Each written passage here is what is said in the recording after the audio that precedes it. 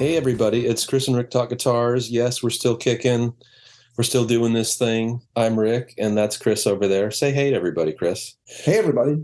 Today we want to do a part two of guitar trends, which we started on a previous episode talking about, the various trends we guitarists encounter and love to talk about. And the topic we'd like to touch on today is relicking. And I know this is a hot button topic with so many people.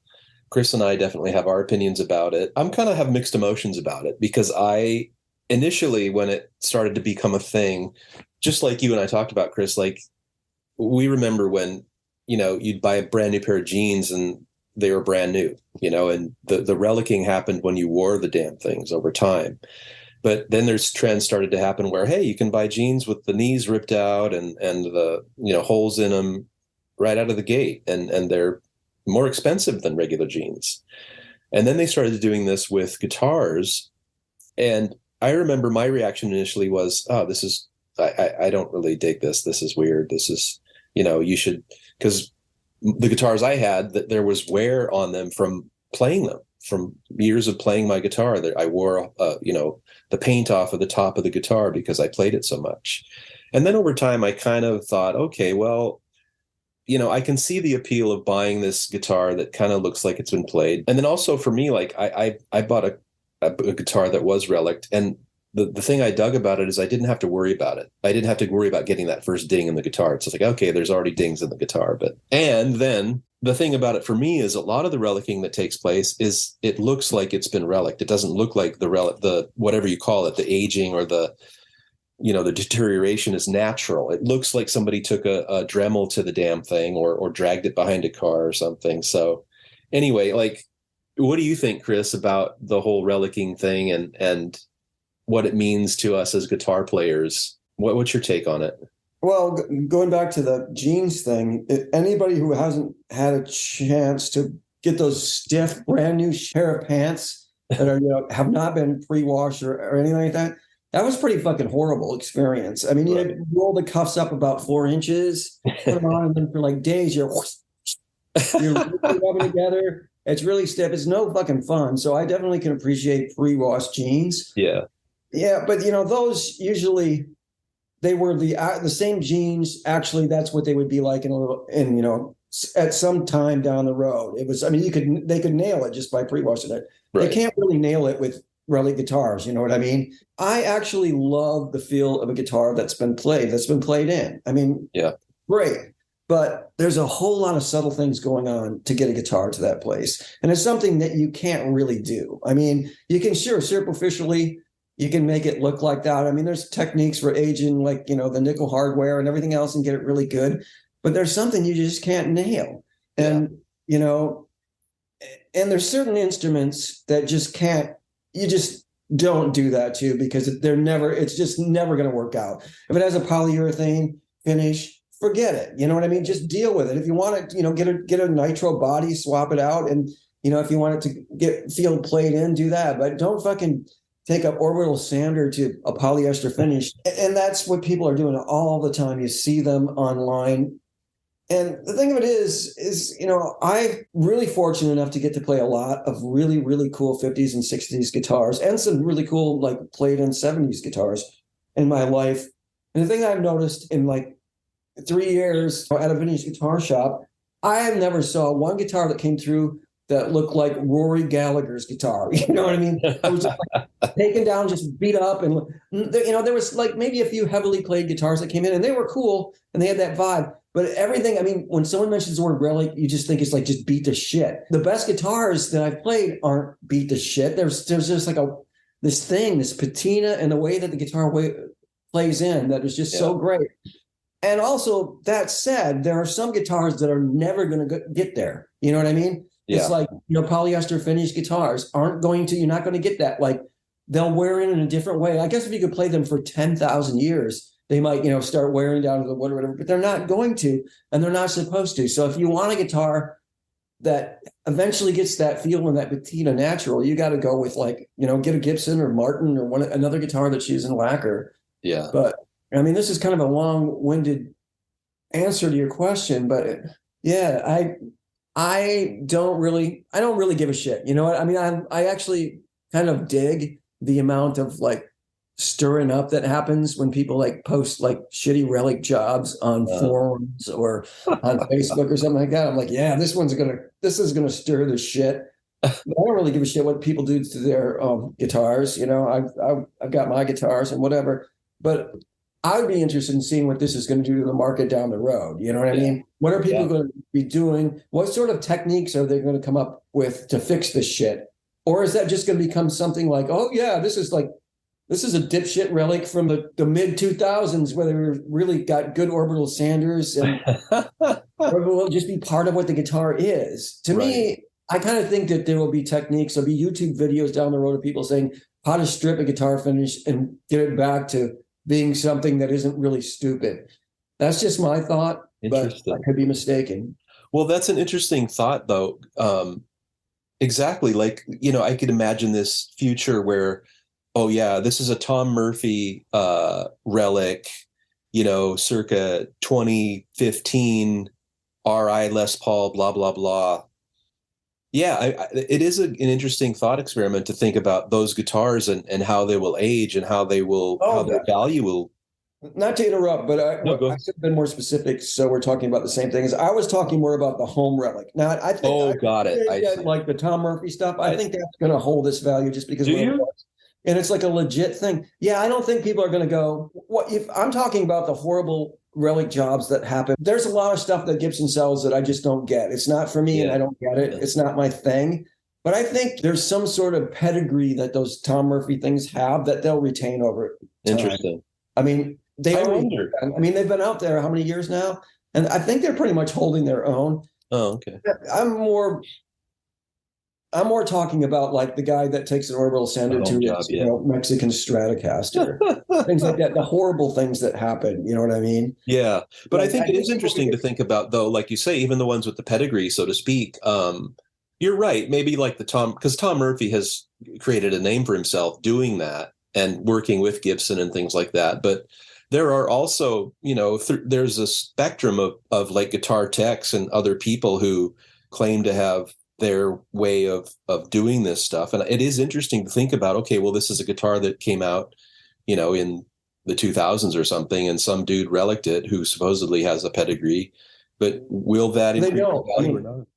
They don't, you can't supposedly either do or you don't. And being, through Gibson is part of the process that the guitar goes through. Yeah. It's like, and there's a million people who like are great at relicking supposedly. Yeah. I mean, and you'd be surprised how many of them have never held a 50s instrument too. You know right. What I mean?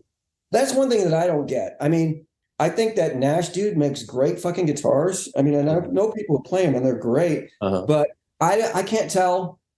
My thought is that his finishes are supposed to be his own things. They're not supposed to be replications of old finishes because they look terrible. I mean, they feel great, and maybe I'm going to give him a benefit of the doubt that he knows what he's doing, and that's what he's looking for. His own style finish that's like it's what it is.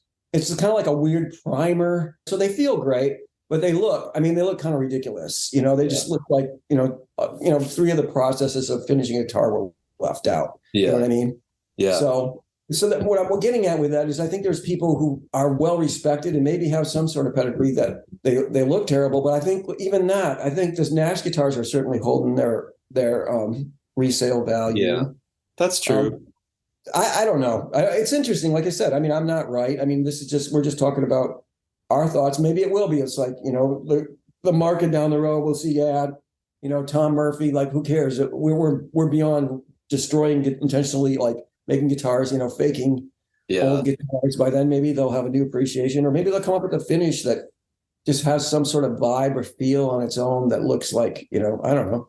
That's an interesting point too, to think about. Maybe the relic trend or whatever we want to call it will peter out, and it'll be like, well, no, we're not doing that anymore. I'm sure it won't go away altogether, but maybe the trend as a whole will kind of recede a little bit, and it'll be like, no, we're just making guitar. Because for me, like, that was part of the fun also of getting a new guitar, is just that it hasn't been played by anybody but me. It's like, this is my guitar. I get to put the wear on this damn thing. You know what I mean? Yeah. So that part of it to me, I remember vividly like getting a guitar brand new, and it's like, oh, I was so excited because it's like, and then I was so pissed when I put a ding in it. It's so it's Right. kind of interesting psychologically, like to think about that. I've really kind of become a Finnish snob over the years because I think like somebody will drop like their their Fender polyurethane based guitar, and it'll have a ugly ass like where it's like a compression dent and then a big chip where you can see the finish is like 2 inches thick or something. Yeah. And they'll post a picture like, oh, I did this horrible thing, and they're like, it's a relic now. It's it's like any dent or that becomes like a part of relicing, which is not true. I mean that the way that a finish ages to me is really when a guitar comes into it and gets its soul. And if it happens naturally, that's really great. I mean, I'm like you. I want to put the wear in there, or I want to find a good guitar that like feels really good. I mean, there's guitars you pick up that are just so hard to put down because they're just like played in all the right places, and the neck feels great. And it's just like there's a vibe, there's a weight and a vibe.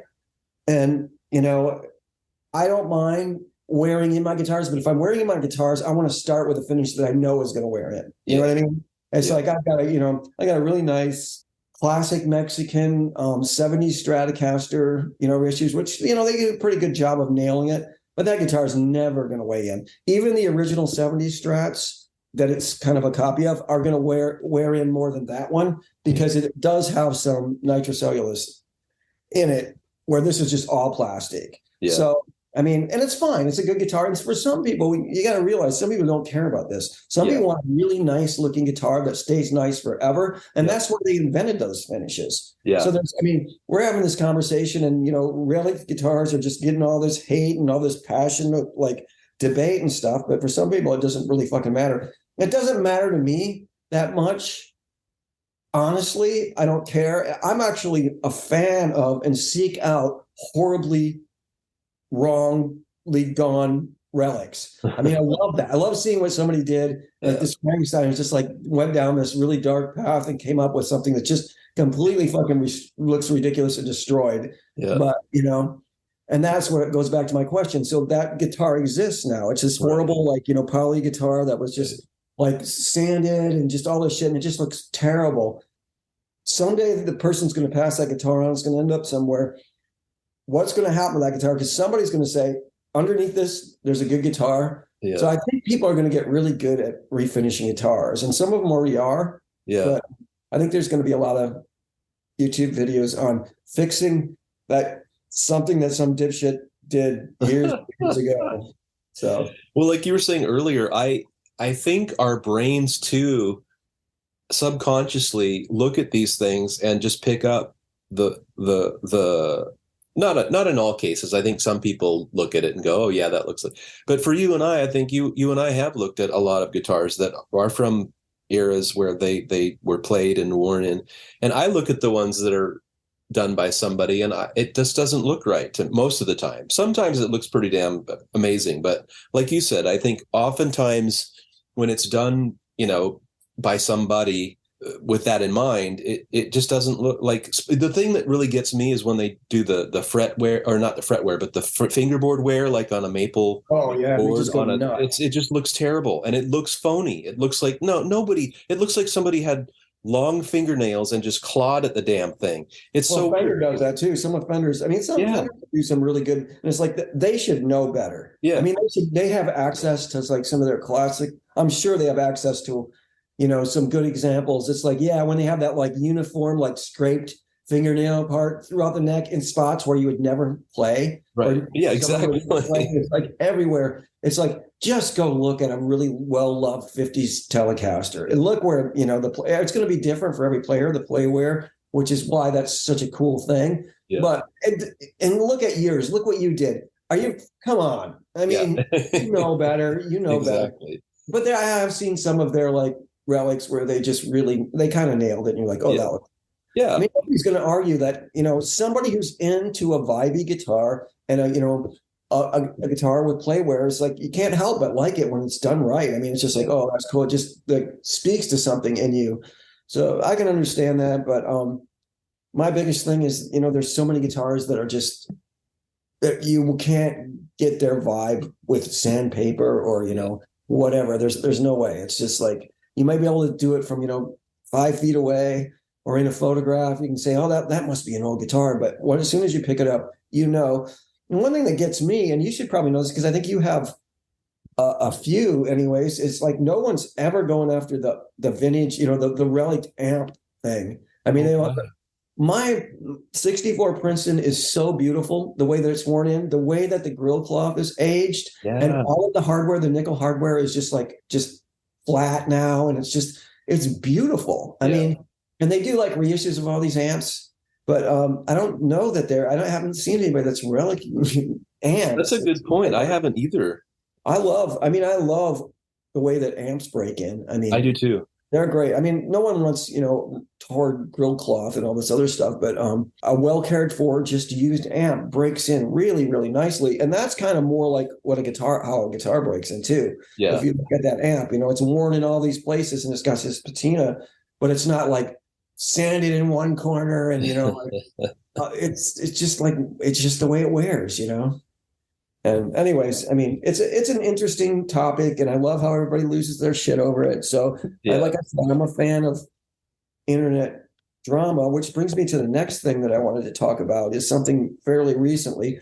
I've been, off the grid for a long time now, so I'm finally starting to poke my head out, and I noticed there's like Josh Scott, who has the JHS pedal channel. Yeah, did a video a while back where he was like, I think this is the deal. I watched it, but I'm trying to remember. I think he was doing a shootout between the Digitech Bad Monkey pedal and all these like classic overdrive, really pricey overdrive things.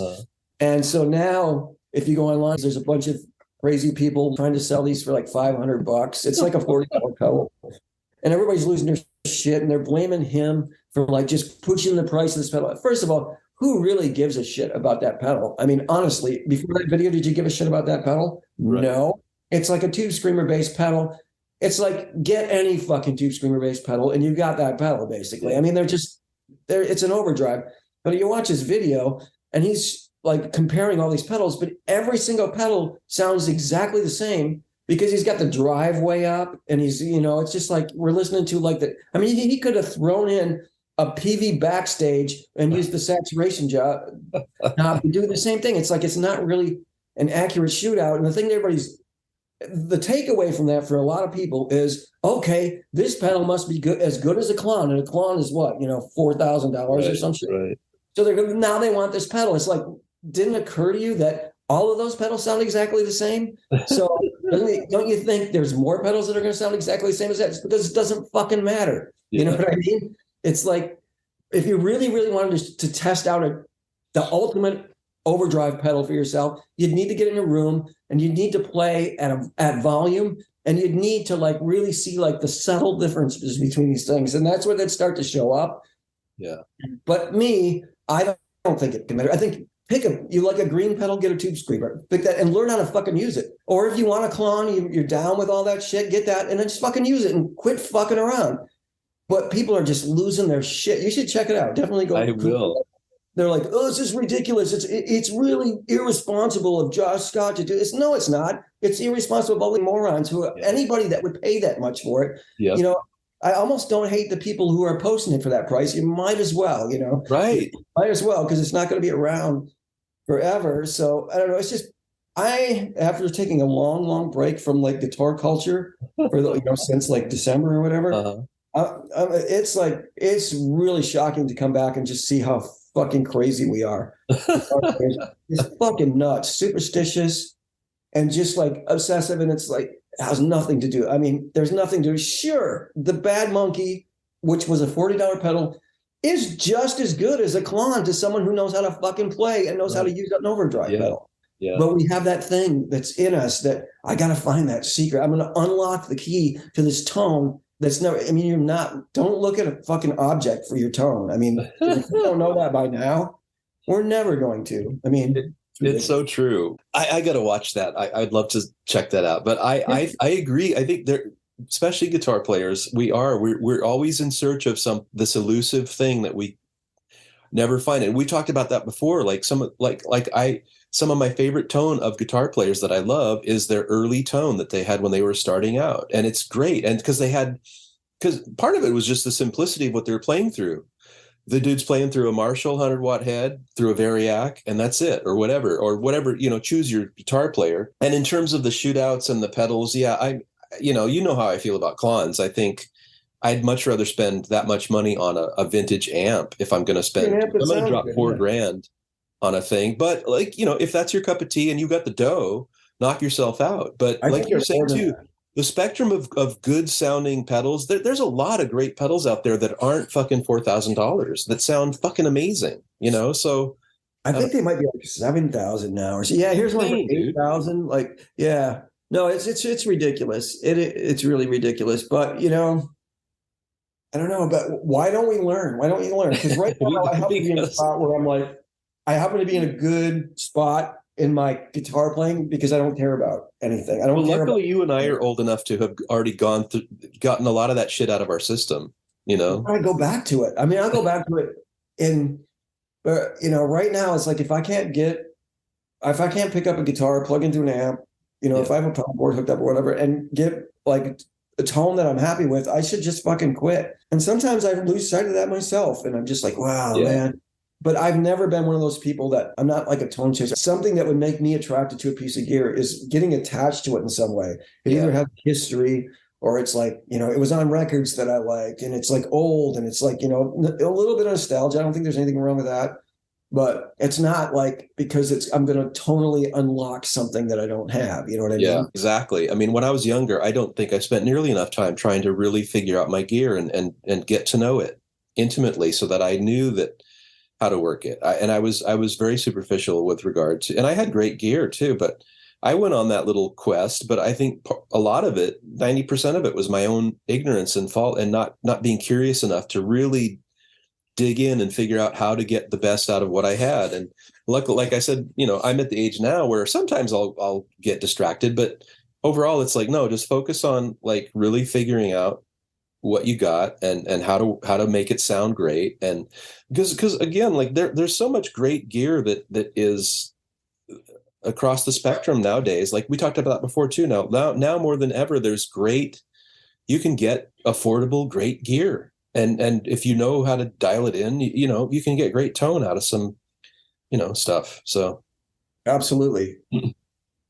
But I do think that's funny that, yeah, like you're saying, it's like these shootouts have to be done in a way that is as I think more pragmatic or more honest in terms of. Well, I think it's impossible. I mean, if you had an effect that does something really crazy, like maybe like some sort of weird phase shift or something that has kind of a sound, or even like a delay, you can kind of hear the character delay, but I never know what I'm going to like until I'm like hooked into it. You know what I mean? I mean, for me, if I'm using an overdrive pedal right, I have no drive coming from the pedal. You know what I mean? Anytime I hear drive coming from a pedal, it just sounds really samey. It's that same like kind of raspy, like, okay, there's a drive pedal on that. Yeah. And people do that all the time. So maybe that's something, maybe that's another reason why I don't like modern guitar tone very much.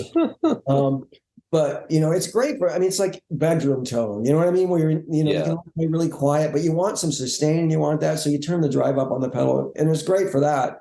But, it's not really, it doesn't really, you're not hearing any characteristic that's the pedal is adding. You're not hearing it like that. Yeah. I mean, it's like I've seen people that drive me nuts too, that'll do like demos of tremolo pedals. Yeah. And they'll play something that's completely fighting the tremolo. It's like, it's not like, it's like, don't you hear that? I've been listening to like the past few days. I saw a couple of documentaries that made me listen to a lot of guitar music. The first one was like this Phil Lynott movie that they had. Oh yeah. Really great. So I got out all my Thin Lizzy and just went for 2 days back to back, listened to all of them. Nice. Maybe you listen to a song. I mean, I don't know if you have this record, but put on Jailbreak and listen to the guitar tone in the left speaker on that.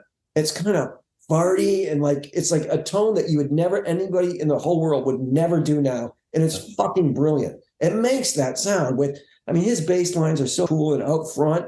Yeah. And with that on the left-hand speaker and the tone that's going on the right, it just makes that record. It's like, it's not about it. That record isn't about like having this like pristine, like perfectly overdrive guitar tone. It's about the song and how every part of that bass, guitar, drums, other guitar, just makes that song. You won't hear guitar like that anymore. I think we're never going to hear guitar like that again because I people are know. afraid to use sounds like that, and it's kind of drives me nuts. But it's just really interesting. And the other thing I watched last night, I watched a documentary, very very moving and good, is the Ronnie James Dio. There's a it's on Showtime. There's a 2-hour documentary on him and stuff I really didn't know about him. I've always liked him, but a lot of cool info on him. And I got out all my Ronnie James Dio stuff that I have, which comes down to I have the Holy Diver record, I have the Rainbow Double Live record, and I have the two Heaven and Hell and Mob Rules Sabbath records. So now we're going through those. And again, just amazing guitar tones that you'll never hear. I know. Well, this does fall into our topic today of guitar trends, and I'm glad you brought that up because I was thinking the same thing. Like modern production to me, I mean, with some exceptions, obviously, it's not totally across the board, but popular music, especially, I think my 2 cents is that we've focused too much on the production, aspect of music rather than just like you said. It's like, okay, what does this band sound? Let's just try to replicate this in the studio. I think there's too much. It's like everybody's trying to get this pristine, weird, controlled recording. And like you said, a lot of my favorite recordings are these recordings where, some modern people would probably go, oh, that's a shitty guitar sound, or, oh, that sucks, or whatever. But man, in the context of these songs, it's fucking killer. Yeah. Yep, exactly. That's the point. I mean, it kind of is. Yeah, if you isolate it and it's like, oh, that's kind of farty, it's not really, it's not really present. And I mean, this really is dangerously close and may even be getting off my porch shit because, it's like, oh, music isn't like it, but it's actually something that it's measurable, sure. I mean, tone is completely subjective, but I'm saying it's measurable because listen to that guitar tone and then listen to another band that's playing, the same kind of hard rock that they were right now. And it's not the same, whether you like it or not, that's completely subjective, but it's like, it's not the same. And some of it is the gear used, the recording gear. And some of it is just like, I think some of it is just this obsession with some sort of like search for some sort of perfect guitar tone. But the perfect guitar tone isn't any one thing. So everything ends up sounding the same. Yeah, and I think that's what I was getting at exactly. Is I think the modern way of producing music, again, with the caveat that not all the time, but predominantly with popular music, especially, it's that attitude. It's like, how can we get this pristine, sterile recording?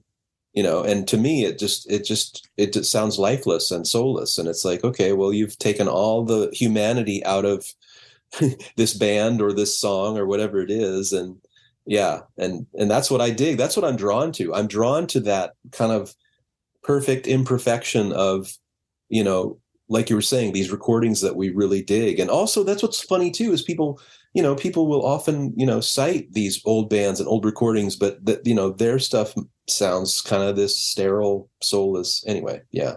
I'm kind of talking a little bit out of my ass right now because I'm not really up on there could be fucking 50 bands out there right now that sound exactly like. I don't listen to that much music enough to really. I'm just saying it in general. Like I gauge my when I'm talking about music I happen to hear that falls through, whatever in like a soundtrack music to a TV show or a movie, or like someone will be calling on about a new rock band or something, and I'll always check it out. But I'm like, I know, I have friends who still make records, and I know that they strive for like that old cool guitar tone. Yeah. So, I'm sure it's out there.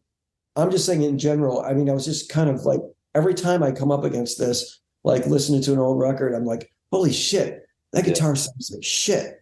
That's so awesome. It sounds like shit by itself, but in the context of the song. So Zeppelin, and I mean, I'm sure we mentioned this before. A classic example of some really shitty guitar tone that's so beautifully brilliant. Yeah. You know what I mean? Yeah. It's like just like nasally and thin and just, kind of farty at times. It's brilliant. I mean, I don't know. I've certainly never in my forays into the studio, I've never really come that close to getting a tone like that. And so, a lot of it's probably down to the methods of recording now. You know Yeah. what I mean? Yeah. The way that we do it, and we do it, right on top, like everything on its own track, a lot of separation, Yeah. digital like medium. Well, It could be part of that too. I mean, because we're using a lot of the same gear, but I that's what I think mean, though. I think, and I think it could be trends, obviously, too, because I remember the big trend in the '80s was that big weird snare sound that yeah, the gated became, snare. yeah, the gated snare. But like you said, and I think it might be really specific to certain genres of music too nowadays. Now that I think about it, in terms of striving for that perfection, like separation, all that stuff. Just like you said, it's like some of the coolest stuff I loved is when there was bleed. When the band was in one room, you were hearing the bleed from, the drum mics were getting the bleed from the guitar or whatever.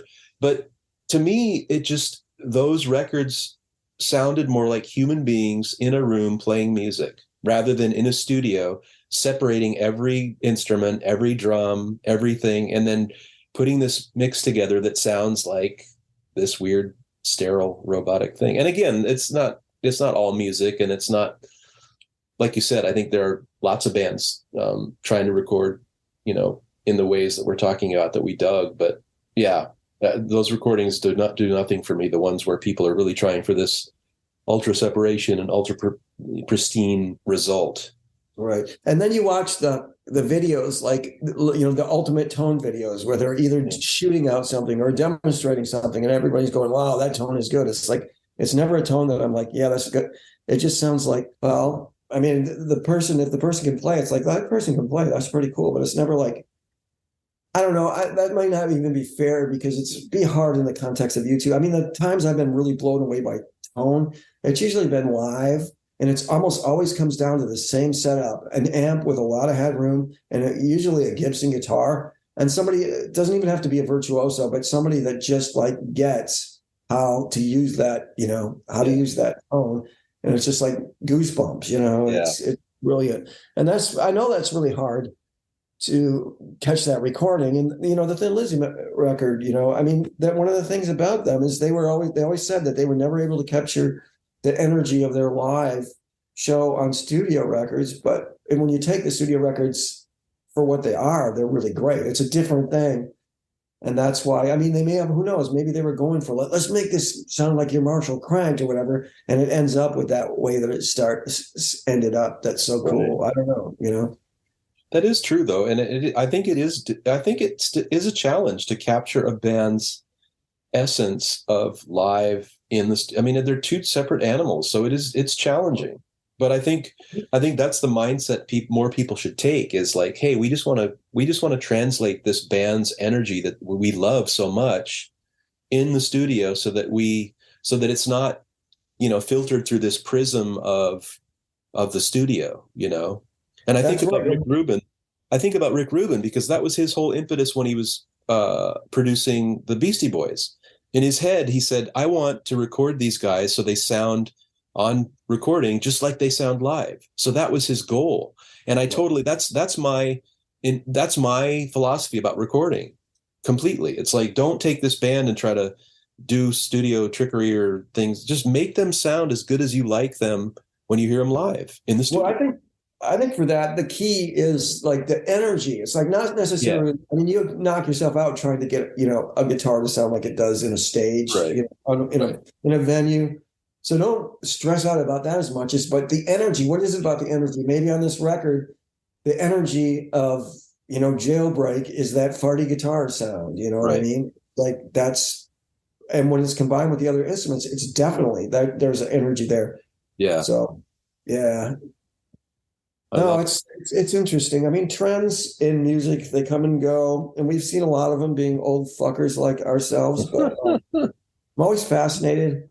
I always enjoy any sort of like gear drama. I've been a fan of that for a long time, like just Bad Monkey pedals. It is fun. Can you imagine like showing up somewhere with a pedal on your board that said Bad Monkeys, this Chinese well, and then telling somebody you paid $500 for it, and they'll go, right, hey, cool, man, right on. These are really hot right now. They're all. I mean, these pedals are trending. So yeah, I mean, what do you want? You want tone or you want trending? I love it, man. I love it. Well, whatever. What are you going to do? I don't know. To each his or her own, right? That's what we say. That's what we say. But come on, man. Stop fucking taking an orbital sander to your poly finished guitar. Well, dude, it's good to connect with you, man. It's been a while. Oh, it's And been a long time. I've been off. I think we're gonna get back on the horse, man, because I want us to interview Frank. I think that'd be fun, man. Frank from Thunder Road Guitars. Yes, Damn I right, want to do man. that too. Frankie's our buddy. I'm kind of getting back on my feet again, and Yeah.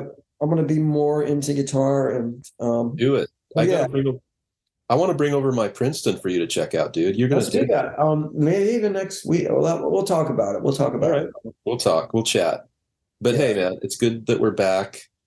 As always, thanks for listening, people. We really dig getting messages from you all, and just the interaction with people who listen to this show is really, really cool and rewarding and fun. So we're going to keep plugging along, doing it. As always, check us out on Spotify and Apple Podcasts and wherever you consume your podcasts.